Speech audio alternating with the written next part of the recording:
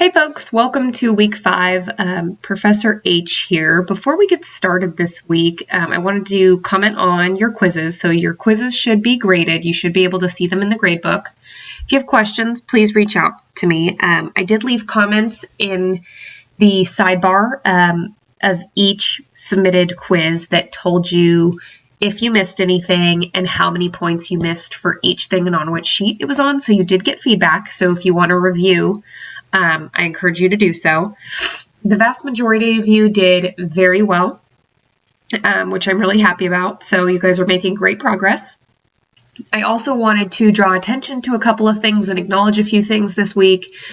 One of those being that you guys are a little bit of a guinea pig class because I have never taught this class fully online before. So in the past, this class has either been hybrid or in person. And what that has meant is that on quiz or test days, everybody has been taking the quiz or test on computers at campus, which means I have known that everybody is using the same version of Excel. So I want to acknowledge that it has been a challenge of teaching online and that is a learning curve and something for me to consider as well, just that you guys are all using different types of computers, different versions of Excel, all of that good stuff. I want you guys to know that I will be as fair as I possibly can in assessing your quizzes and tests. I think most of you will be very happy with how you did. But if you ever run into trouble where you either don't have a theme that I ask you to apply or you don't have a font that I ask you to apply, please just leave it in the comments on the actual quiz. Like there's usually that space where you can leave me a comment. So leave me a comment there and tell me whatever it is. So if you did not have Antique Olive font, tell me I did not have Antique Olive in my version of Excel. However, I applied such and such different font instead to demonstrate that I know how to change a font. I am more concerned that you guys know how to execute the functions than that you apply the specific random function that I tell you to do. So what I mean by that is that if I tell you to apply the theme Berlin, but your version of Excel does not have the theme Berlin, just apply a different theme. I can trace what theme you apply. So just let me know in that comment that you applied a different theme. That way I know that you know how to change the theme. So I wanted to throw that out there for everybody. Thank you all for being patient. And let you know that that's going to be like a regular ongoing challenge, so to speak, for us in this class, but that I will do my best to make it work for you guys, and thank you for hanging in there. This week, before we get started, I want us to review our Quiz 2 study guide. So we have this week and next week, and then the quiz will be at the end of next week. Quiz 2 will cover everything that we went over in Quiz 1, and then it will add on everything that we've learned since then. So we're moving right along here. There's some things that I'm actually going to leave. So functions, I actually posted a really good video online, so I'm not going to go over them as in depth in this lecture, but I will kind of just show you around where they are. I highly recommend watching the YouTube video that I posted just because there's no reason for me to reinvent the wheel. But for functions, you go to your formula tab.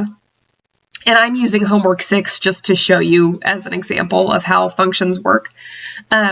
There's functions for just about everything you can think of. So all of these here are different types of functions. So some of these functions, like text functions, can help you do things like convert lowercase to uppercase. They can change written out numbers to number values. They have to do with formatting. If you want to format something as a dollar amount, these are think of functions as quick ways, shortcuts, if you will, to doing longhand formulas or changing things around. Same thing with date and time. They can help you format more quickly than actually, right-clicking, going to format cells, looking through here. Functions are just a quicker way to do this. Functions can also help you do complex math. So if you go to the math and trig section, There's so many different math functions. If you want to do the cosine of something or the sine of something, if you want the square root of something, if you need a logarithm, any of you who are working in more complex advanced fields with more advanced mathematics like engineering, you guys may find these math and trig functions quite helpful in the future. Because we're not a class focused on math, we're not going to get too heavy into the math and trig functions. I will teach you how to use some of these though, like sum if, count if, later in the class. And obviously we'll use the basic functionalities like sum and some of those others. So that's how formulas work. I'll show you some of the kind of the quick and easy ones. So let's say that we wanted to find the average of these cells. There's two ways to do this. So we know that a formula of any kind or math of any kind always starts with an equal sign. So one way to do this is to type average or type av, and Excel will prompt you with the average. And then we get our parentheses and we do just what we did last week, which is we go to the top of the cell, we go Control, Shift, and down key to select all of our data. You see that it selected the whole data. We put our end parenthesis on there and we click enter, and that gives us the average. The other way we can do this is we can go down here to our empty cell. We can go to our functions tab. We can go to auto sum and we can just select average. And what this is going to do is that it's just going to automatically do all that selecting for us based on where we put the formula. So because I clicked into this cell under column D, it's assuming that we want the average of everything in column D. And it's correct. So Excel is pretty good at anticipating what we want to do. Then we just do the same thing. We just click enter and it gives us that exact same answer. So you can do the same thing with other formulas like sum. So instead of putting equals and then writing out sum and then manually selecting our range like we would, we can actually just put our cursor here, go to sum, click the sum formula. It's going to make that assumption that we want the sum of everything in column C since we put our cursor at the bottom of column C. We click enter and it gives us that sum. So functions can kind of cut out a step, if you will. They do the exact same things as longhand formulas do. They just save us a little time. So again, there is a more in-depth video on functions, and I encourage you guys to watch that. But for now, that's just a little bit of an intro to functions. So that covers functions. I'll also show y'all how to use icon sets this week. So icon sets are very similar to data bars. So they're a way to visually represent numerical data. So remember last week, we went to conditional formatting on our home tab. We went down here to data bars and then we chose just a random, any color. These all do the same thing, right? They graphically show a bar that represents a number. So obviously the one representing 85, that graphic bar is a lot longer than the cell that's representing the number 5, right? So these graphically show the differences in these numbers. When we go to conditional formatting, we also have a different option to select icons. Now, icon sets are a little trickier. So different icons do different things. If we apply directional icon sets to this particular data that we're looking at right now, these icons don't really make sense, right? They applied arrows, but we don't really know why. Like why does 5 get a down arrow, but 22 gets a diagonal arrow, right? And why does 76 get an up arrow and 85 get an up arrow? So somebody looking at this data would not understand what that particular icon set means. So when you're choosing icon sets, and I'm sorry, let me remove our data bars just so we can see this a little more easily. So when you're selecting icon sets, you have to select an icon set that makes sense for your numbers. So for example, these down here, give us sort of a better representation. So let's see. So see how this one is a little scale rating. It's a 5 rating. So this tends to represent your data a little better. So we can see that the scale for 85, right, all the little bars are filled in, whereas for 19, only one of them is filled in. And for 5, none of them are filled in. Just like data bars, icon sets work most effectively when the range of data is small. So right now, the numbers in column D are all kind of between 1 and 100. That's a very wide range. But if all these numbers were between 1 and 10, these data bars would make a lot more sense, or even between 1 and 5. So let's go through and change them.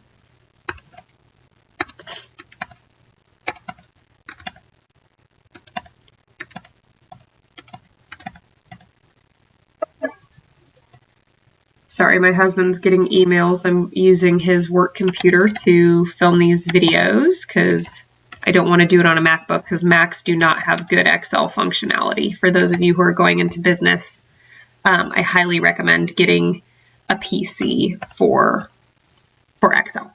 Okay, so now, if we only have a scale of 1 to 5, these all make a lot more sense, the way the data bars look. Right? 4 and 5 almost completely filled in, 3 only halfway filled in, 2 very first notch, and then the 1 is a little bit more empty. So those are icon sets. Icon sets are just a different way of graphically representing data. So for example, icon sets can be indicators of other things. So maybe your Excel sheet contains data about office supplies, and you want all of the Post-its to have a green circle next to them, but you want pens to have yellow and whatever, highlighters to have red. Those icon sets, these ones would make more sense, right? Those symbols would mean something. There would be a key, right?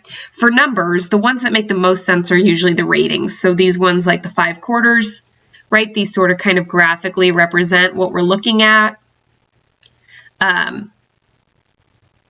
Or the ratings, so the stars or the bars, any of these down here make sense for numerical data. These other indicators are probably better for qualitative data, so words or types of things. These can help you identify certain types of things in an Excel sheet.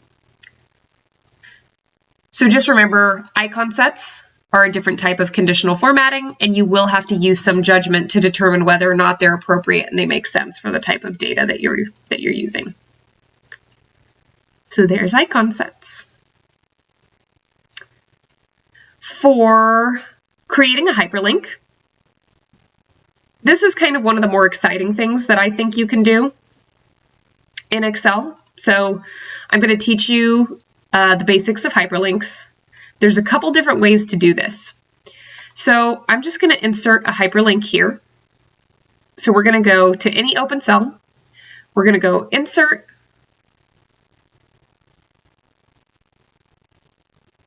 Actually, you don't have to go Insert. So you can go to any open cell. So let's go down here. And right down here, we're going to go to Link. Okay, so you right-click, you go to Link. So there's a bunch of different ways to insert hyperlinks. So the first way that we have, it says link to an existing file or web page.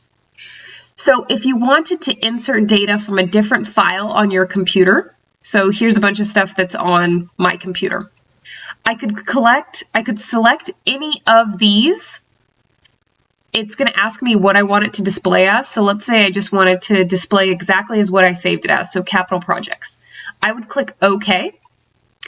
And now there's an actual link. So if I click this, it's going to say, you know, security concern, whatever. But then when I click it, it's actually going to go open that other Excel workbook, which is pretty nifty. Or I can click link. And let's say I want it to go to a web page. So let's say I want it to display as Delta College homepage. Then I can go down here and actually put the web address. So I can go www.deltacollege.edu and click OK. So now it's going to display in the workbook as Delta College homepage, but when I click on it, it's going to think about it for a second, then it's actually going to open a web page and take us to the Delta College homepage at deltacollege.edu. Pretty nifty, right?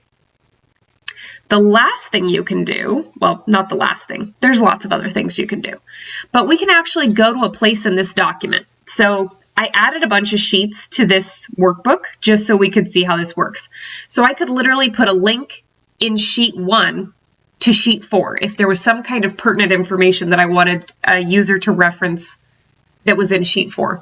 So I could click sheet 4, click OK, and now there's a link to sheet 4. So I'm in sheet 1 right now.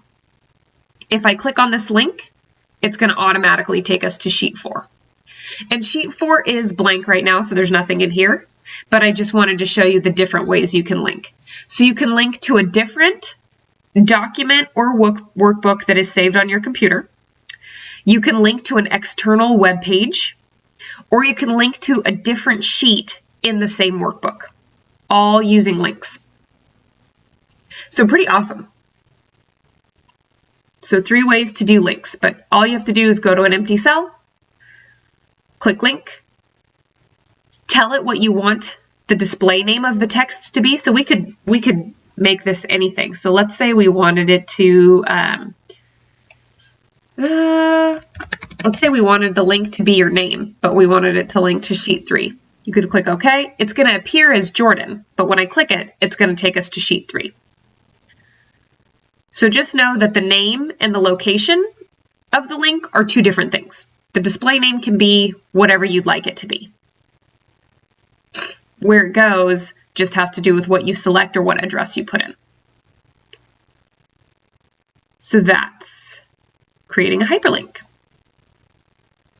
And then the last thing I'm going to teach you this week is deleting, adding, and modifying cells. I think we went over this a little bit in last week's lecture, but I'm going to give you some examples of how adding, inserting, and deleting cells might change your workbook.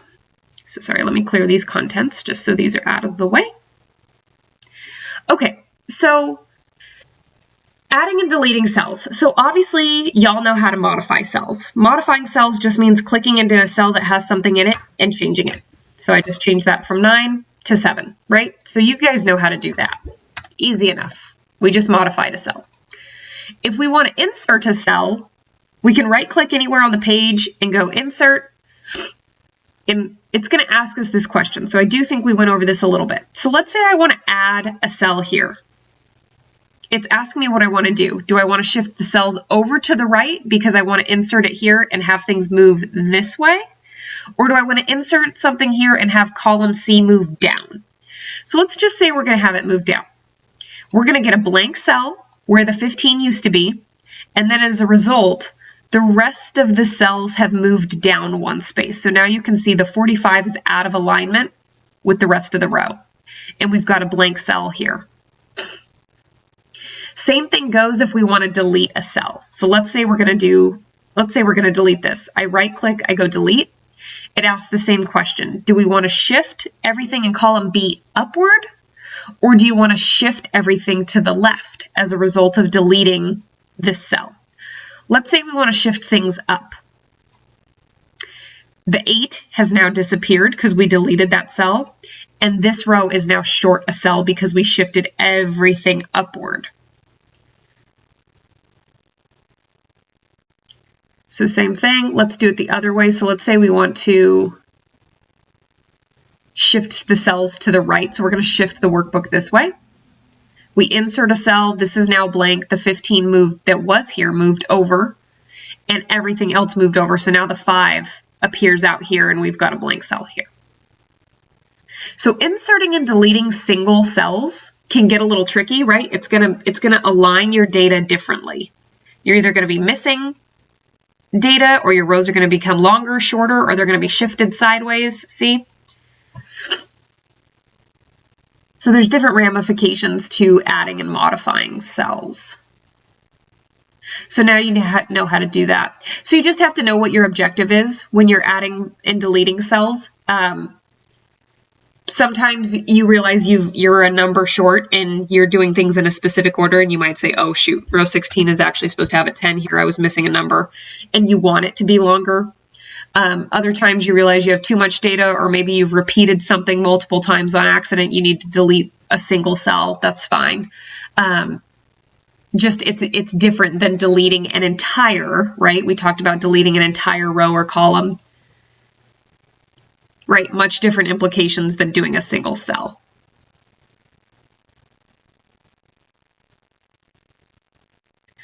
Okay, I think we are going to go over order of precedence next week. I did not ask you to do that in this week's homework, I do not believe. And display and print formulas, same thing. That'll be the last thing we learn before the quiz, but that's quite easy. So for now, that's it. Please email me if you have questions. I hope everybody's making good progress on the homework, and I hope you all have a great week.